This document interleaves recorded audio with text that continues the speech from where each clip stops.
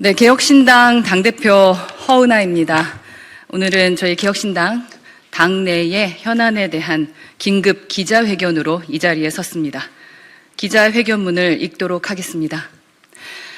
당대표는 이준석 의원의 부하가 아닙니다.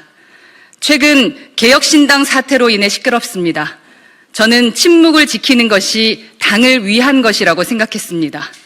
그러나 지난 7개월간의 주요 경과와 최근 현안에 대해 입장을 밝히는 게 당을 살리는 것이라 생각하게 됐습니다. 당대표는 당무를 총괄하며 사무총장과 정책위 의장 임명권을 가집니다. 모두 민주적 정당이 똑같습니다. 개혁신당도 마찬가지입니다. 현재 개혁신당 사태의 본질은 간단합니다. 저 허은하 대표가 이준석 의원의 상황 정치에 순응하지 않고 사무총장 임명권을 행사하려 했기에 벌어지는 일입니다. 그 밖에 저에 대한 음해와 모략은 모두 거짓입니다. 이제 자초지정을 설명드립니다. 저는 2024년 5월 19일 당대표로 선출됐습니다. 대표 선출 이후 이준석 의원이 먼저 이주영 정책위 의장과 김철근 사무총장을 추천했습니다. 이주영 정책위 의장은 적절하다고 판단해서 수용했으나 김철근 사무총장은 거절했습니다. 제가 염두에 뒀던 사무총장이 있었기 때문입니다. 그러나 이준석 의원이 여러 차례 강하게 요구했습니다. 결국 수용했습니다. 이 결정이 오늘의 사태를 초래할 줄은 미처 몰랐습니다. 최근 이준석 의원은 당무 개입을 한 적이 없다고 글을 올렸습니다. 전혀 사실이 아닙니다. 이준석 의원에게 김철근 사무총장 추천을 했는지 물어보시면 됩니다. 이준석 의원은 국민의당 대표 때 산업은행 이전에 대해 찬성했습니다. 이 사안은 부산 지역과 산업은행 노조의 입장이 다릅니다. 개혁신당 출범 이후 이 사안에 대한 논의는 충분하지 않았습니다. 6월 21일 부산에서 현장 최고위를 했습니다. 산업은행 이전은 부산 현안이었기에 기자들이 질문했고 저는 아직 최종 당론은 아니지만 나는 찬성이다 라는 취지로 말했습니다. 이후 들려온 이야기에 의하면 이때부터 이준석 의원이 매우 불쾌했다고 합니다. 이후 이준석 의원은 실력 행사를 하며 당을 압박했습니다. 6월 27일 총선 이후 첫 개혁신당 워크숍이 예정되어 있었습니다. 당 지도부와 당직자, 의원 및 보좌진 전부가 참석하는 중요한 행사였습니다. 이준석 의원이 워크숍 강사로 한 달 전부터 예정되었습니다. 그런데 이틀 전 오후 갑자기 이준석 의원은 불참을 통보했습니다. 불쾌감의 일환으로 해석됐습니다. 의원들은 워크숍 마무리쯤에 뒤늦게 참석했고 보좌진은 참석도 안 했습니다. 이후 원내 의원과 당직자들은 더더욱 이준석 의원 눈치를 보기 시작했습니다.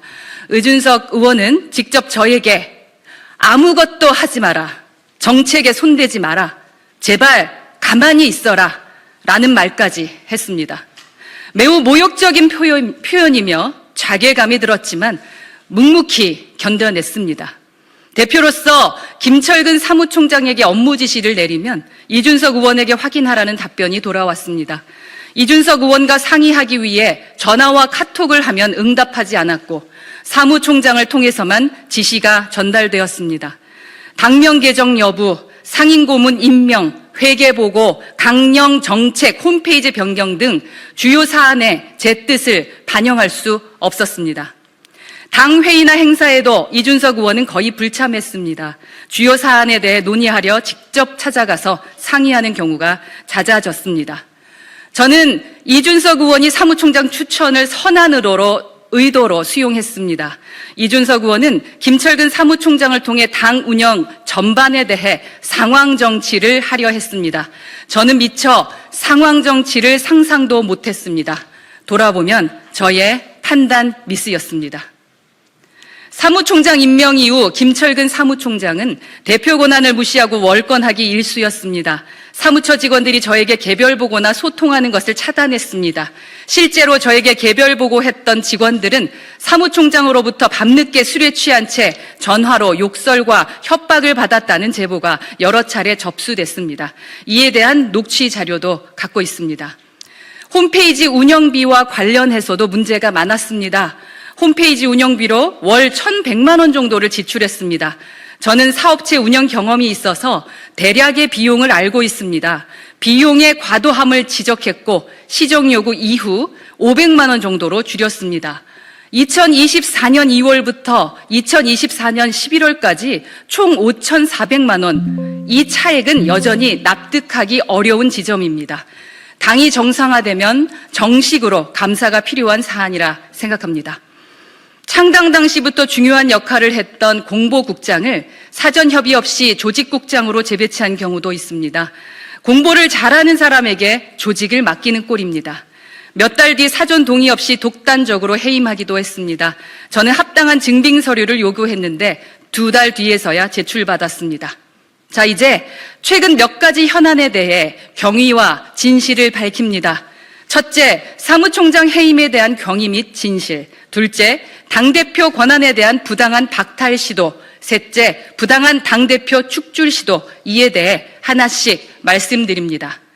첫째, 사무총장 해임에 대한 경위 및 진실입니다. 사무총장의 임면권은 당대표의 정당한 권한입니다. 사무총장의 당대표 무시와 월권이 도를 넘었습니다.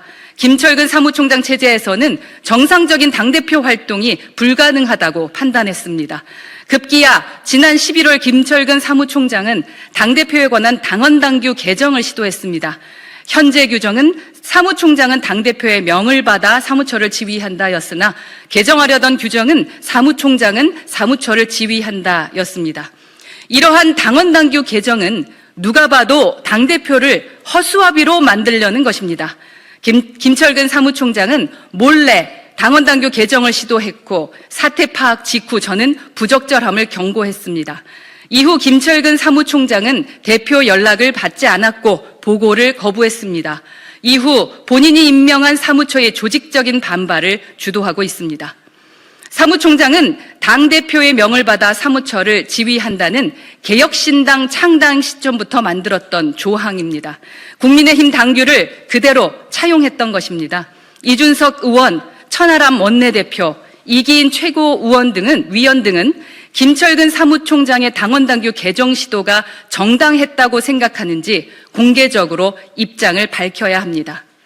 김철근 사무총장 해임 이후 측근인 서울시당 김동화 사무처장은 페이스북에 저를 겨냥해서 빈개지신이라고 표현했습니다. 암탉이 울면 집안이 망한다 라는 뜻입니다. 저에 대한 모욕적인 표현이기도 하고 여성 비하적인 표현으로 매우 부적절합니다. 저는 평소 여성 할당제도 반대하고 여성 가산점도 반대하는 입장입니다. 그러나 당의 고위 당직자가 여성 전부를 비하하는 표현은 징계를 받을 사안이라 생각합니다. 둘째, 당대표 권한에 대한 부당한 박탈 시도가 자행됐습니다. 김철근 사무총장 해임은 12월 16일입니다. 12월 17일부터 이준석 의원은 페이스북을 통해 저를 공개적으로 저격했습니다. 역시 12월 17일 사무처 직원들은 집단 성명서를 발표하며 당대표를 공격하기 시작했습니다. 사무처 직원의 대부분은 김철근 사무총장이 임명했습니다. 12월 19일 개최된 최고위원 회의에서 천하람 원내대표 등 이준석 의원과 가까운 사람들에 의해 대표 권한 박탈을 시도했습니다. 당헌 제27조와 28조에 따르면 당대표가 거리가 아닌 경우 최고위원 회의는 당대표가 회의 진행권을 갖는다. 이렇게 되어 있습니다. 그러나 최고위원도 아닌 천하람 원내대표는 당헌을 무시하고 대표의 회의 진행권을 강탈했습니다. 그동안 이준석 의원과 가까운 지도부는 험한 분위기를 만들며 저에게 부당한 압박을 했습니다. 천하람 원내대표는 대표직을 사퇴하라고 압박했고 이기인 최고위원은 김철근 사무총장 해임을 철회하라고 압박했고 이주연 정책위 의장은 당대표 권한을 이양하라고 압박했고 전성균 최고위원은 지도부 총사퇴하자고 주장했습니다. 이들 4명의 압박은 모두 부당합니다. 조대원 최고위원만 유일하게 이들의 행태가 당헌당규를 위반하는 것이라고 항의했습니다. 제가 개혁신당에서 이런 일을 겪을 것이라고는 상상도 하지 못했습니다. 이러한 행태는 인간적 도의에도 어긋납니다. 이준석 대표를 축출했던 국민의힘 폐악질에 분노했던 개혁신당의 창당 정신과도 정면으로 배치됩니다. 참으로 씁쓸한 요즘입니다. 대표의 회의 집행권을 강탈해간 12월 19일 최고위원 회의를 이들은 비공개로 진행했습니다. 회의 시작 전에 비공개를 요청해서 얼떨결에 그러자고 했습니다. 알고 봤더니 대표의 회의 진행권을 부당하게 박탈하기 위한 것이었습니다. 통상적으로 최고위원 회의는 기자들이 참석한 가운데 모두 발언을 하고 이후 비공개로 전환하는 게 일반적입니다. 그러나 이날 최고위원 회의는 외부에 알려지는 게 스스로도 부끄럽다고 생각했는지 처음부터 비공개로 진행됐습니다. 저와 조대원 최고위원은 공개 요청을 했지만 묵살됐습니다. 이는 개혁신당이 지향하는 민주적 가치와도 배치됩니다. 12월 19일 최고위원 회의에서 결정한 것들은 절차적 정당성을 위반했기에 무효입니다. 회의 전날 안건을 상정하지도 않았고 당일 회의 문서도 없었고 구두로만 진행됐습니다. 더 중요한 것은 회의 진행권이 대표에게 있음에도 불구하고 최고위원도 아닌 원내대표가 부당하게 강탈한 상태에서 진행됐습니다. 정상적인 최고위는 전날 저녁에 안건이 올라오는데 12월 19일 최고위원회만 전날 저녁에 안건도 없습니다. 12월 19일 개혁신당 최고위원회는 12.3 윤석열의 계엄 국무회의 수준과 크게 다르지 않습니다. 이후 12월 23일, 26일, 27일 그리고 25년 1월 2일, 10일 최고위원회 모두를 비공개로 진행하고 있습니다.